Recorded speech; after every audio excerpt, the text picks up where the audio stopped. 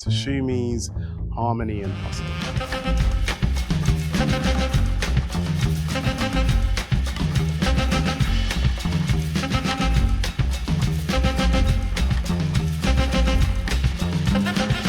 If you got your camera, I don't care what phone you got.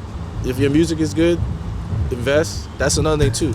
Invest back into yourself too. Yeah. Even if you don't have the money, you have to start with something. So I don't care if it's this little Squire guitar or whatever. Invest into that. Vic, she ended up getting, the machine.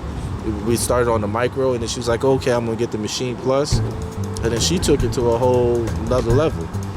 And you got all these things where you pay something a month, pay that $100 a month. Yeah. As long as you got, you know what I mean? It's gonna pay off, because once you go out there and you start gigging, that $100 becomes obsolete after a while. And then you're like, oh snap, I paid it off. I didn't realize. Just because you know why? You stayed persistent.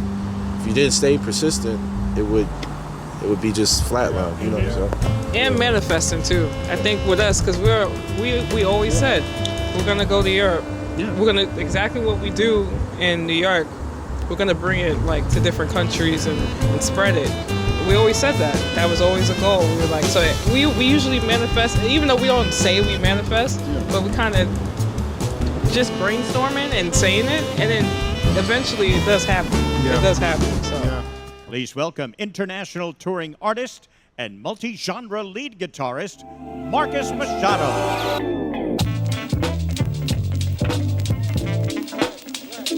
Vicky Casis, repping Kingsborough, Brooklyn, New York, of course.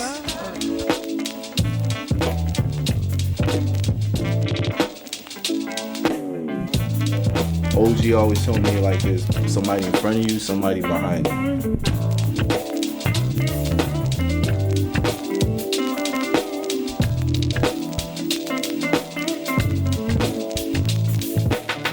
No, you called it. This is the spot. Mic check 1 2 2 2. Wow. Here we are. Yeah, my man. Appreciate you, Appreciate you, man. Appreciate you, man. Appreciate it, my sister. Hey. Thank you for joining me. Come on, man. And you guys have come a long way. Yeah. All the way from Brooklyn, New York. Yep. Amazing. Again, I have to shout out Charlene. Thanks Shout out to Charlene. We are sat here. Shout out to the sis, Charlene. Yes. She's just been pouring brilliant people into my life. And through her, I'm able to sit down with yourself. Good. Marcus, I was looking you up, and not many people can say that they've been gigging on television from a very, very young age. Yeah. Like you, I guess, were a child prodigy. You were playing guitar. How young were you when you started? I picked up the guitar at 2 years old. Professionally, 2 years old. Professionally, been playing since 9 years old. And my mom, she was like, when she was pregnant with me, she would say that every time she heard music, I would kick.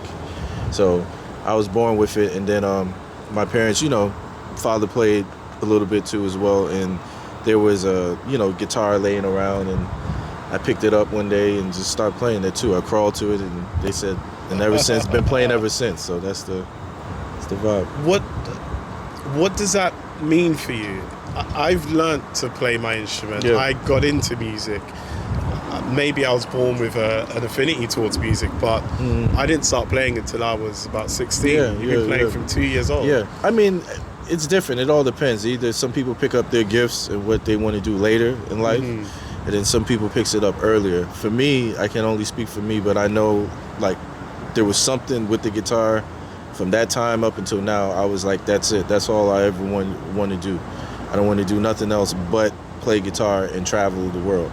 And that was like and it's crazy to still know that feeling at 2 years old when I picked it up is kind of like wild. And then my first performance was in kindergarten. I did When Cries Mary, Jimi Hendrix song for the kindergarten class, and that was it. But no, from a very young age, I kind of understood what I wanted to do at a young age. And the main thing is just to continue to get better and study and pretty much just have an open mind to stuff, because I feel like the older we get, the more stuff starts to come and you start learning more things. Because I know what I know now is way different when I was younger. Back then we didn't have YouTube and all the tools to do it. So I used to like play the records and listen to it and then rewind it back and figure out what the notes were. You know what I mean? There wasn't like, you know, I didn't go to school or nothing like that. It was kind of like figure it out. But by doing that, I developed a good ear to where now I could hear something spot on and know what it is. And then later on, you know, I understood theory and, you know, chords and all that stuff. But, you know, my main thing was just, it's like a sport, you know, doesn't matter how good you are, you always can like learn something and try to get better. Of course. Yeah. And like any sport, or a lot of sports are team sports. Yeah. And you're not the only musical one in your family. No, get this one right here. What?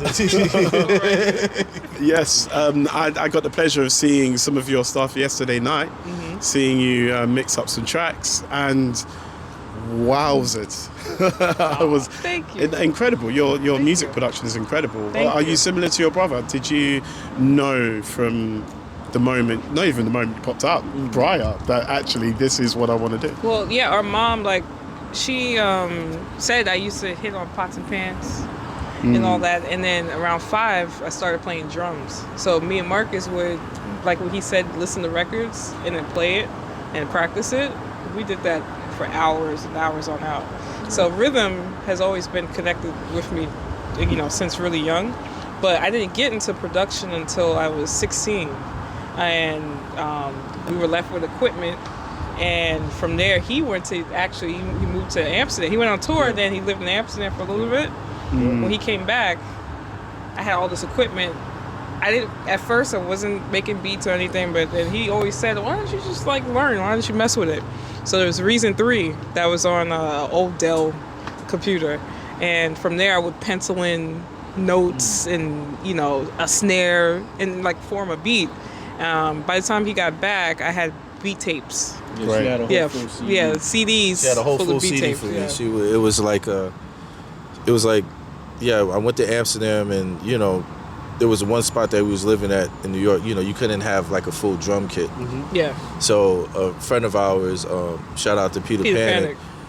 He's the one, he produced for Jay-Z. He did a lot of stuff, you know, heavy hitters. He produced on Jay-Z's first album, the last song, Regrets. He did. That was him.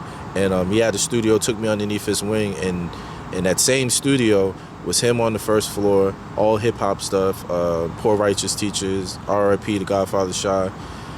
That was the first floor. And then downstairs was Jeffrey Smith, which was my other mentor, became my mentor, which was the iconic Family Stand, the song Ghetto Heaven. That's the Family Stand. He was downstairs. So I was like learning all this stuff, how to make beats. So they gave me like this, MPC 60, just learning beats on that. I would go downstairs, do session work for him. And then in between that whole time, you know, they gave me like a computer with, you know, Reason and stuff on it. And yeah, when I went to Amsterdam, and I was there for like a long time, I was like, Vic, why don't you, you know, mess with this and see what happens. Since we can't play drums, why don't you mess with it? And she's like, no, it seems too complicated. And then when I went away, before YouTube, by the way. Yeah. So And then figure it out. And then when I came back, was like a couple months later to visit, she gave me the CD and I'm listening to it and I'm like, this is dope. I'm like, who's this? Because back then that was the mixtape era. So I'm thinking it's like a mixtape. She didn't tell me it was her. So I'm listening to it and then I'm like, who is this? And she goes, it's me. I said, you? I said, how did you learn? And she goes, yeah, when you were away, I learned how to, and from then she took it to a whole nother, stopped making beats. whole nother level. Yeah. And So, that's been it ever since. Yeah. So what I'm hearing is you need a community. This isn't something you can necessarily do by yourself. When I started making music, I started in church, and it was a group of us that decided to start a band. Right. You know, and that largely was iron sharpens iron. We kept each other going. We kept the energy up. So for somebody who doesn't have a community like that, it doesn't necessarily hasn't been brought up in the perfect conditions to make music, but has the desire to, what do they do? definitely, because we have social media now, there's tons of different communities. Basically, what we do is we form a community of creatives, but also going to jam sessions is always the best, first thing to do, because everyone's a creative, everyone does something, and you just start connecting, just start vibing with everybody, and I always say collaborate. it's always good to collaborate. You're around all these creatives. You guys can make like some special stuff. So definitely going to jam sessions and, just finding those communities, especially within online. Because with QSTV, that's what we're about. So we can explain more about what QSTV is, but we formed a community so that it's easy for people that might have not had one or know anybody within music to just come along and be part of the community with everyone else. So, yeah. Definitely, and it was kind of like in what you were saying earlier about church. Church was the only place where you had all the instruments for musicians. So if you want to learn how to play drums, that was the kit. After the choir rehearsal, we would just jam out, and I had that experience of doing that and learning how to play different instruments, playing a little bit of keys, play bass, play guitar, and then certain Sunday service I'll switch and I'll play drums. You know what I mean?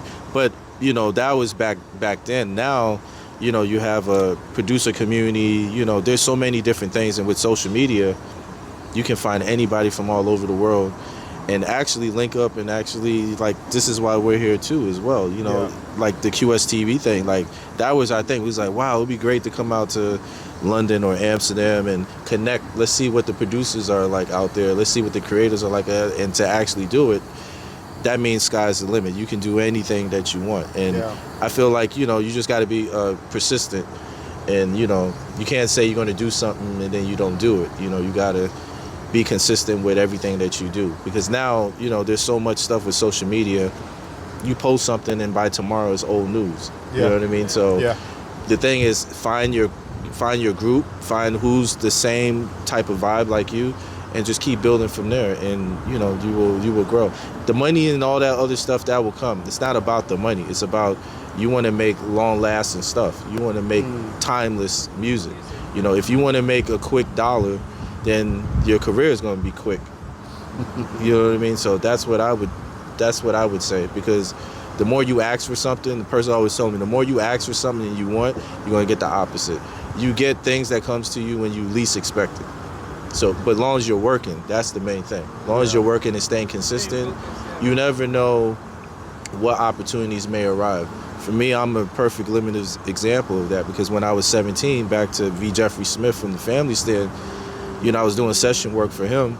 And then one day he was like, listen, we're going to put a reunion tour of Family Stand, and we're going to come and do some shows in Europe. We're going to do Amsterdam, London, we're going to do Germany, Paris, and we'd love for you to come out and tour with us. Do you have a passport? And I go, no, I don't have a passport. I was like 17, 18 years old. And they was like, get a passport. They asked me, what backline do you want? I didn't even know what a backline was, because prior to that, I played all, in Florida, New York and all that, but I never played, over here. And I always loved Europe, from the whole thing with Jimi Hendrix coming over here, and just people appreciating, what you do a little bit more better. So I said, man, if I had the opportunity to go out to Europe, I ain't never coming back. I'm gonna try to figure out how to way to stay here. And the first place that I played in Europe was Jazz Cafe. Amazing. First place ever. And then from there, with the Paradiso, and then from that tour, I ended up, linking up with another friend of ours named Boris, and he ended up flying me out to do some production on this album, and I ended up staying, and that was it. And I ended up being in Amsterdam, doing what I love to do, and that kind of opened my whole brain up to, forget about going to a university for music. It's like, what's up with these artists? Play with people that's from Spain or from Portugal or from London. That was my school. You know what I mean? I did have the opportunity to go to Juilliard, but it was either that or go on tour, and I took that route. And everybody's journey is different. I'm not saying to not do school, but I always would say follow your heart, follow what you really mean, because now these days, Beyonce or Jay-Z or whoever, they're not asking if you have a degree in music. If Herbie called you today, he's not saying, man, did you go to school? Did you go to Juilliard? Did you go to Berkeley? No, it's like, can you learn this music? Can you know what's required of you?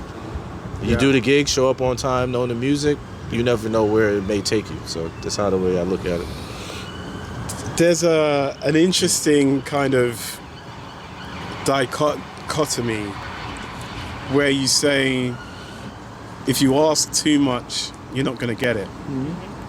But then at the same time, you have to know what you want. You have to sort of follow this thread that's sort of taking you through to your destiny, as it were. But then you don't necessarily ask for it. Life is kind of unfolding. Yeah. How do you follow that? How do you...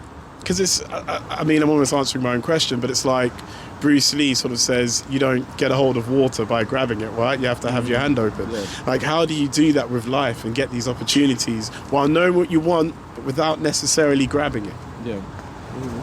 I think for me, I always like to think outside the box, especially with like what we do with QS, and even on the creative side.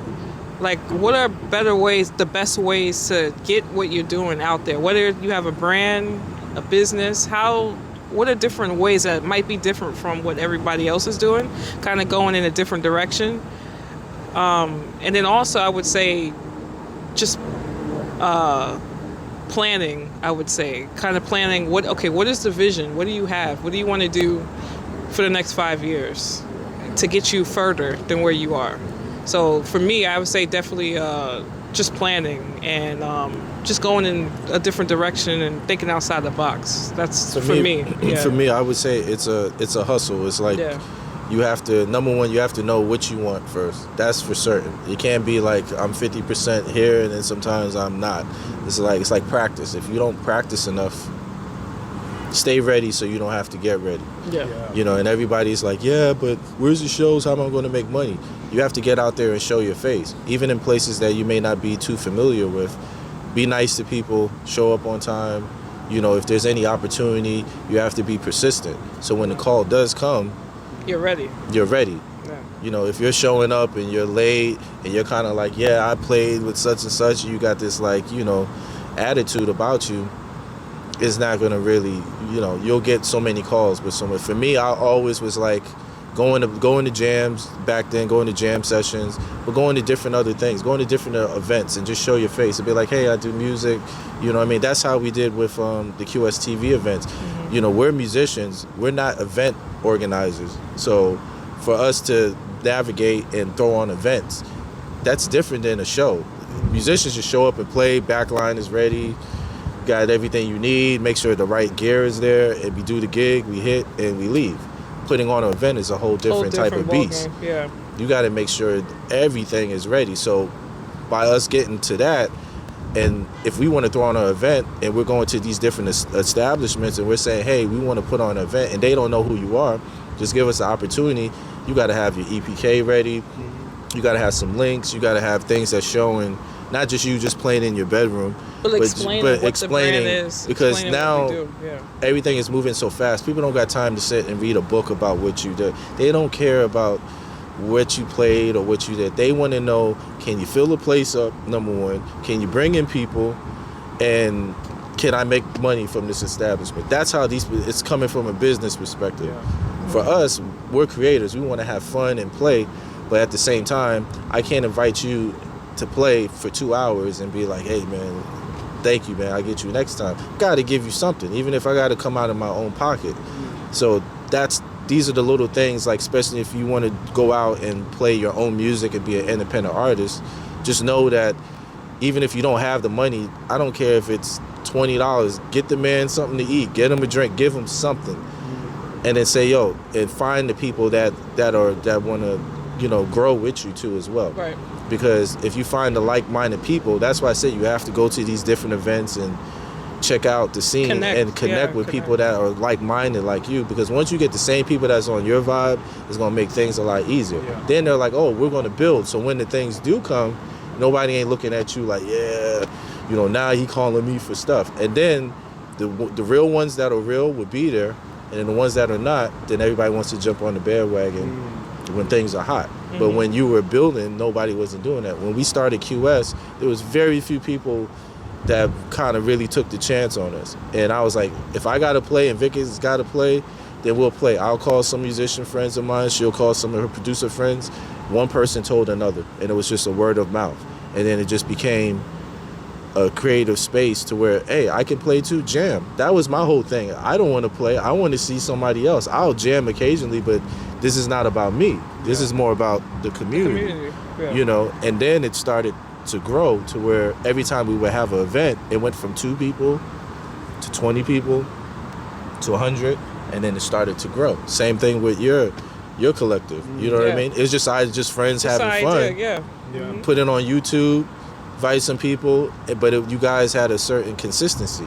It wasn't like every 5 years we're going to do this, because if you reach one person, that one person is going to tell somebody else. Yeah. And that's my thing, that what I feel like I'm figuring out now is, you know, the world is big, but there's very small people that really rock with you. You want to cater to those people first. No disrespect to anybody else, but if those 5 people are supporting me, coming to my shows, showing up, talking, taking pictures, tagging me, you want to support them. You want to give them the music.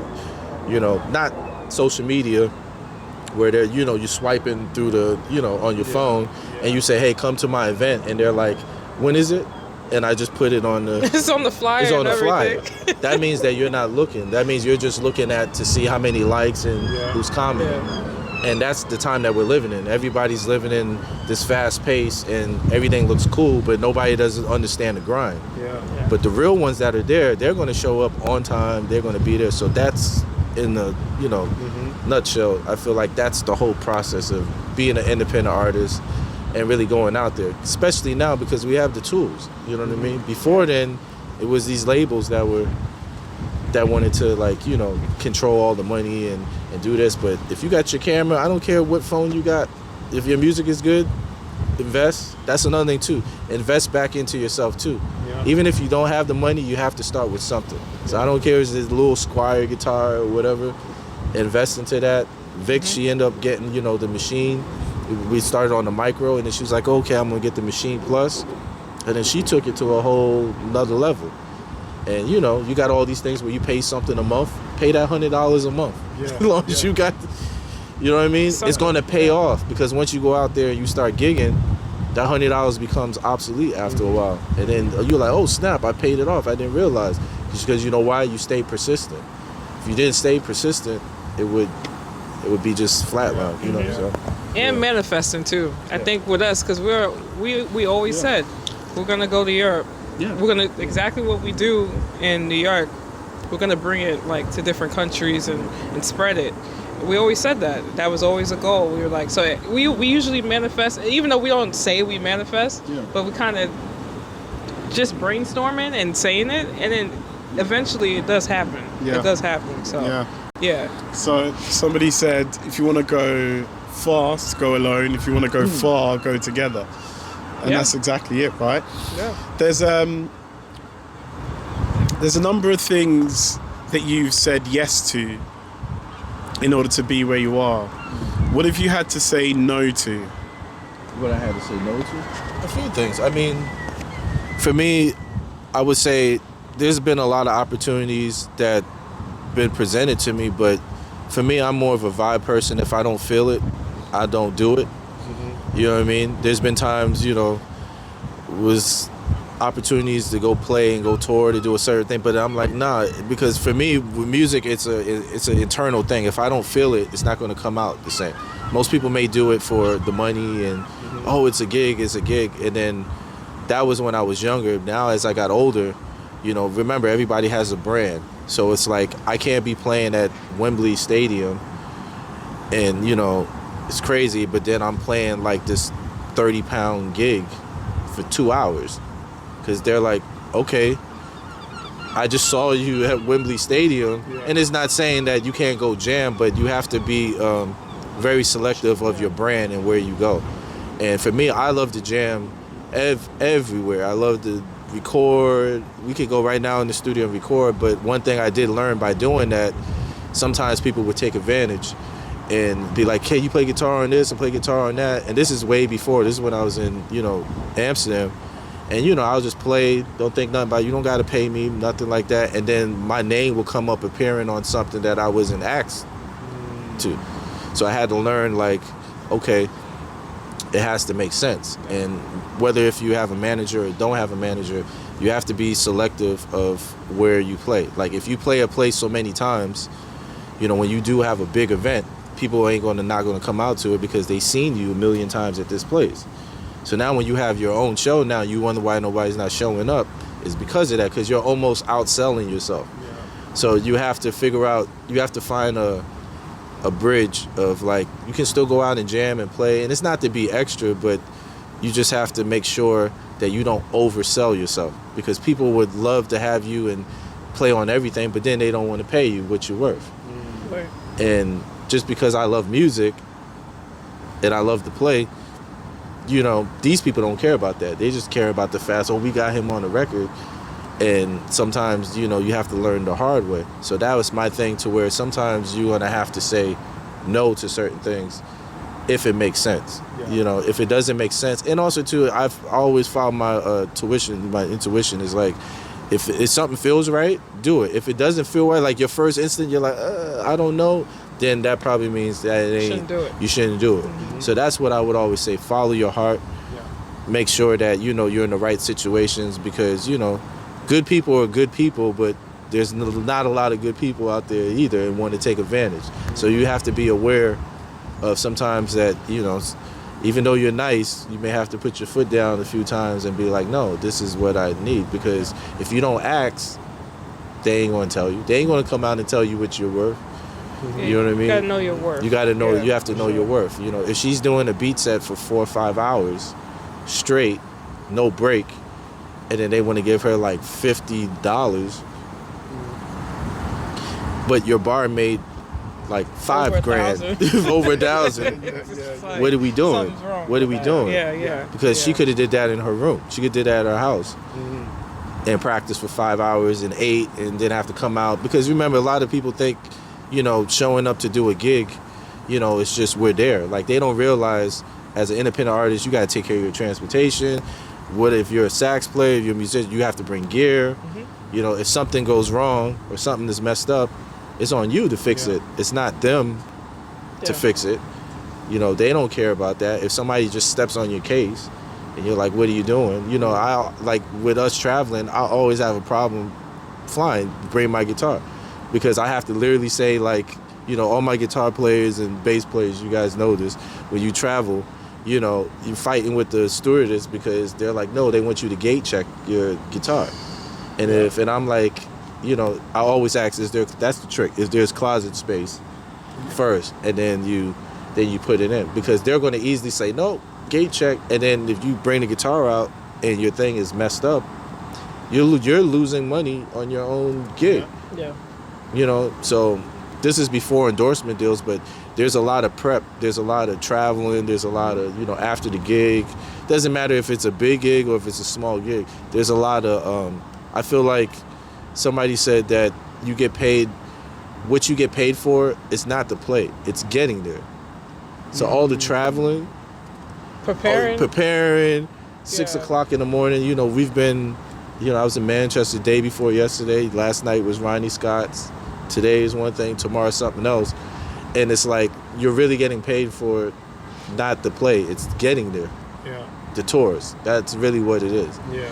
Because a lot of people don't realize, like, oh, when you're on tour, you know, you're only in certain cities for a certain amount of time. There could be delays, so you have to leave extremely early to make sure that you don't miss the gig.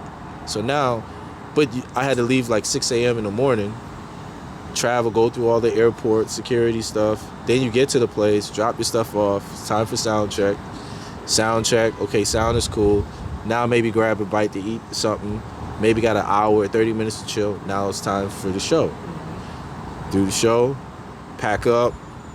By the time you get back to your hotel room, which has been sitting there the whole day, you only have like maybe an hour or two to chill. And you do that for 2 months, 6. So that's another thing too. Everybody wants to tour, but it's a different beast. Either not a lot of people like it. You know, I love traveling, and I've been doing it for a long time. So I don't, you know, it is what it is. Like, I wouldn't change nothing at all. You know, me not getting no sleep, that beats punching in the clock any day. I'm cool. But also too, you have to take care of your body. You have to make sure, you know, you have to take care of yourself, because if you keep going, you're going to burn yourself out too. Yeah. So, these are just like, little things to pick up on. But yeah, I would say know your worth. That's know your worth for sure. There's a transition that some artists have to make. Some people know that they want to be an artist from the go. So they're songwriting, they're making their own material. Some people want to make money with music. Yeah. So they're taking all the gigs. They're not necessarily mindful of where their sound is going. It's about making money. Today I'm in a pub, tomorrow I'm in a hotel, Wednesday I'm playing for a wedding. It doesn't matter. But if there's that transition point, actually I've, while I've been doing the session stuff, I'm starting to discover my own branding, as it were. How do you then transition from one to the other? Because like you rightly said, a point you made earlier, you've got to know that your image should only necessarily be in certain places. I mean, now we may see Beyonce in a country and western, but we wouldn't have, or country kind of music, but you wouldn't have back in the day. That was a branding choice and a decision. But prior to then, you wouldn't have heard any of that. So I guess the question is, does one need to sacrifice certain things in order to take the artist route? And like you rightly said, there isn't necessarily money in it. It's a passion project. How do you know it's worth it? It's a really good question. That's a good question. It's Very a great question. Depends on the artist, because you have artists that have families. I have a 2-year-old. So my sacrifice is not her not being here right now. She's back home. So that's my sacrifice. But this is important as well. So it depends on the artist, I would say.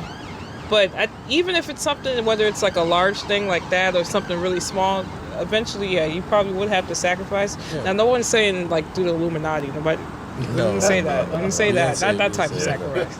But no, I mean, I mean, for me, I've been doing this, like I said, since 9 years old. Yeah. There's a lot of things, a lot of great things that that I'm very blessed, to have done, and thankful for everything. But I have missed a lot of stuff. Yeah. There's been a lot of times that certain holidays or certain major events that I was supposed to be there, I wasn't there.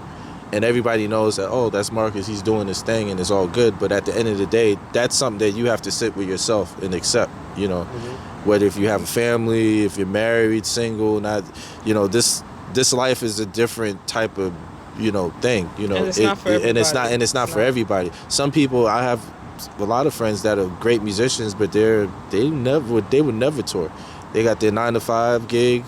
They may play church, chill on the weekends, jam here and there, and that's as far as they're going to go. And most of them killing musicians out there. Some people are different. Some people may be like, hey, I try to do it with a job. Everybody's got to eat. Things are very high right now. So if you got to get a job to provide or whatever, but also too, it has to be a balance too as well. But that's something that I would say that you have to sit with yourself and really understand that if you're going to go this route, just know that it can be lonely at times, and you really have to put in the work. So that means like every day, like you get up, if this is my 9-to-5, that I always had that like tunnel vision. There was never like, okay, for this month I'm only focusing on, I'm worrying about next August right now. I'm not worrying about right now. If God willing, everything works out, cool, but you always have to have a plan A and plan B. You can't just go by month. And because, music is up and down, especially when you're an independent artist. You can do a tour and be busy for 2-3 months, come back killing, you got bills to pay, all these different things. And then now maybe month number 4, there's like 2 gigs. Yeah. What do you do in between those different things? You know what I mean? So you always have to look further ahead. Yeah. And looking further ahead requires more work. Yeah. If something pops up, killing. But if not, you got, what if you have a family? Everybody's different. If you got kids, it's totally different. It's different. The kids are first. You can still do music, but just know that you have to work around your schedule. Better be some stuff coming in, and it better make sure they need to be when those doctor's appointments, certain things. Everything is taken something care of. happen. Yeah. So that's what I would say, like to you would have to definitely, you know, sit with yourself and really understand, you know, that your sacrifices, you know, and if you're good and your gifts and your talent is good and you have a good support system, that's the best thing. But also too, on the flip side, not everybody has a good support system. You know, there's some people that you have to do this stuff yourself, and you have to be really strong to like say, man, like, you know, I would like to have somebody around me and then push me, but maybe it's up to me to do it. So that's something that's like soul searching. Like, you have to really, you know, understand that and know that it's not going to be high all the time. There's going to be some ups. There's going to be times where things are not, or slow, and that's the uphill battle of an artist. That's the whole thing, you know. Even with known artists, you know what I mean, big name artists, just because they're out there touring don't mean that they've made it and people know them, they have a name. But now, once you get to that level, there's a certain balance that you have to keep up now. If you have a whole team around you, you got to be working. You can't sit back now and say, okay, some people have the luxury to go out and play whenever they feel like, but now they have to play. There's people that depend on you. Like there's people that depend on you. Yeah. Now you got people that you got to pay, and you got to be out there and to keep things, you know, going. So it's a very, and if you can't handle that pressure on you, and knowing that, you know, there may be some things that may happen in between that's unexpected, you have to be prepared for that too. You know what I mean? It's like musicians. It's like, okay, we say the gig is at 8. Everybody's got the time. You show up at like 5 or 6 to make sure, but then there's that one musician that's going to come, oh, I didn't know. I didn't know. And then now maybe he's coming 7:30, but the gig's supposed to start at 8. What do you do in that scenario? Do you panic? Yeah. Or do you like, oh man, I can't do the gig? Or do you have to, like, you know, when you're running it, it's cool on the outside looking in, watching. But when you're running the ship and it's on you, it's a different beast. So you have to, like, you know, if you're gonna out here and really do it, understand all those things comes with it. Because it doesn't matter if you're playing a gig for no money, you still got to make sure people are good. Yeah. If people are, it's like a job. It's a team.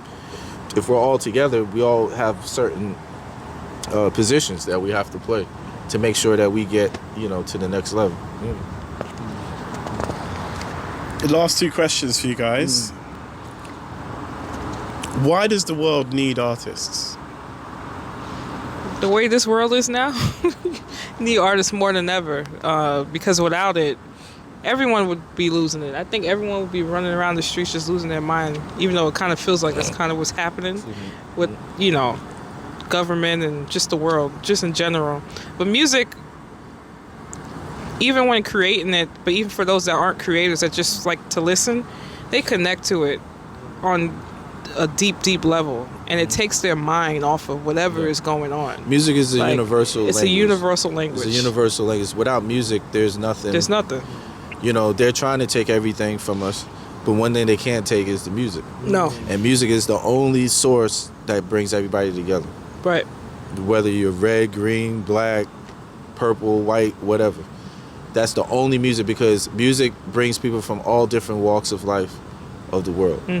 There's somebody that be standing right next to you right now, and somehow you guys are connected through this music or through this artist. And that's something that has nothing to do with money. No. It has nothing to do with fame or whatever. That's a God. That's something from up above. And that's the only thing that keeps everybody together. My personal opinion. Yeah. Because they try to take everything, but they can't do it. Can't do it. I mean, even we come from different places. Yeah. And we can talk about different artists like Jay Dilla or Coltrane or Miles and connect. Yeah. And know exactly, oh, this song, and can talk for hours about your favorite albums and it's a universal language. That's just what it is. Yeah, it's a universal Everyone connects on a deeper level when it comes to music. And really, especially in these times right now, it's really up to us.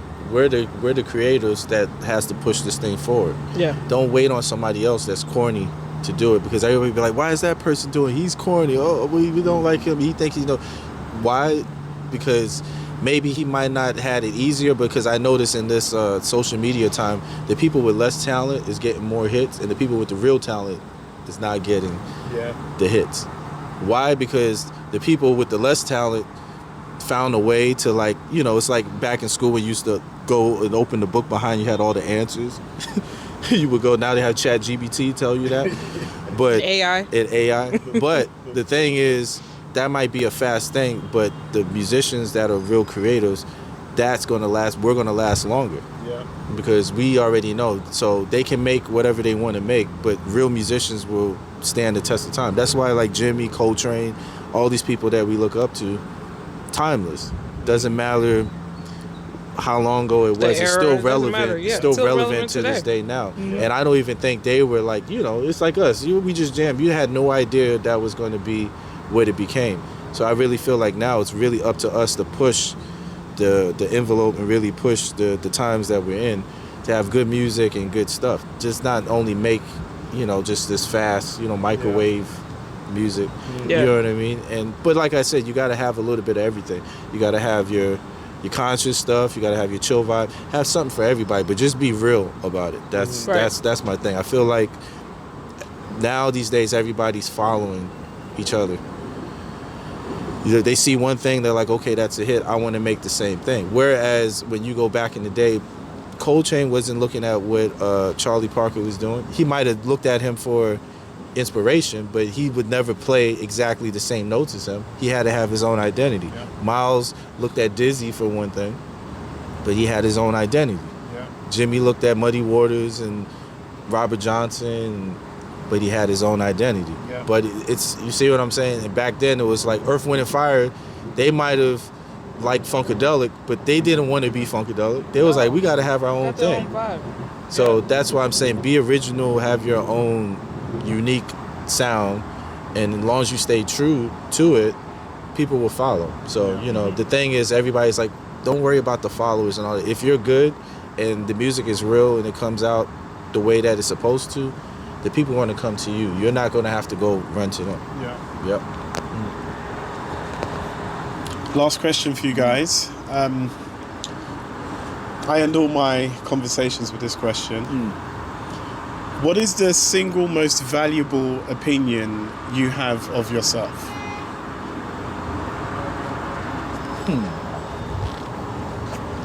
You go, baby. What you think? I'm hard on myself. I am. It doesn't seem like it, but I am hard on myself. Sometimes I might overthink of it. Sometimes I might overthink, for me, I think. With certain things. Even when creating, I might take long on something. Because, you know, you have like producers or beat makers where they're like, oh, I make like 10, 20 beats in like 5 days or something like that. Something crazy. And I'm like, I'm not that type of producer. Like, I like take my time on stuff. But, and I think also too, when it comes to creating projects and stuff like that, I do it like, it's like a feeling. Like, okay, it's time to like form something. But I'm not the type of person to be like, oh, okay, every year I have to drop something. So I'm hard on myself on that. I'm like, am I doing the right thing, or should I kind of push it, you know, quicker? So that's kind of my thing. But that's an internal thing. I would say always, for me, is the expectations of not try to outdo what I do, but always looking at the higher, what's next. Yeah. And I think with me, as much as stuff that I've done, don't forget that you've come along, which I know that without a doubt, but always take time to enjoy the, like, hey, you know, I'm always like, tonight was good, this is killing, okay, now tomorrow we're gonna do, that was yesterday. Like I did Ronnie Scott's. I love Ronnie Scott. Shout out to Ronnie Scott's. Had 2 sold out shows, killing, had a blast. Going to be back there again soon in the summer. But then it's like today, like I'm sitting here with you, you know, we got the interview downstairs. I'm already on the next. I'm like, man, that's pretty quick to be. So that's why for me, I would always say, like, try to enjoy the moment. The only opinion is try to enjoy, not only enjoy the moment, but enjoy it a little longer. Yeah. Don't be so to like just move on to the next. Take time to, you know, don't forget that you are doing a lot. That's the only thing that I would say with me. Because, you know, for me, it's like I've been playing since 9 years old, and I don't never look at myself as I've mastered the guitar to this day. Never, not at all. Because an instrument like how you play sax, production, there's always something new to learn. Because I can go hear somebody right now and I'd be like, yeah, man, I want to try that. It inspires me to do something else. So that means that stay hungry. That's one thing that I would say too, is stay hungry. A lot of people get satisfied. Everybody wants to go on tour, and when you start making money and you have a success, that same hunger that you had when you was in your room or trying to get people to see you to play, you don't have that no more. That's why most people's first albums were the best albums. Yeah. When you get to album number 4, you're like, you know what I mean? So I would always say stay hungry and stay like you were like in the bedroom working. I don't never want to feel that I'm satisfied. You know, I'm very thankful and grateful and for the gifts, all of that stuff, but I want to make sure that the goal is to be 89 years old, be like Buddy Guy, and still be able to play. Yeah. And Herbie sounds better. Herbie is Herbie, but Herbie sounds more killer now than when he was younger. That's like the goal. That's crazy. To be like almost 89 years old and can still creative, still coming up with ideas, still performing, that's like, you know how many shows he's done? That's a deep thing. A lot of people don't, get that. They're like, the real ones know, you know what I mean? I'm like, to be that age and still have a mind and still wanting to play. He could have been retired and chill back and, you know what I mean? So that's my thing, to stay hungry. Don't be, enjoy, but don't be too satisfied too fast, because there's still out there, there's still so much stuff to learn. Yeah. Marcus and Vicky. Come on, man. My guy. Thank you so much, guys. Thank you. Appreciate it. Thanks for having me. Thank you. Thanks for having us. What a pleasure. Thank you. Thank you. Jeez. I love it. Very good questions.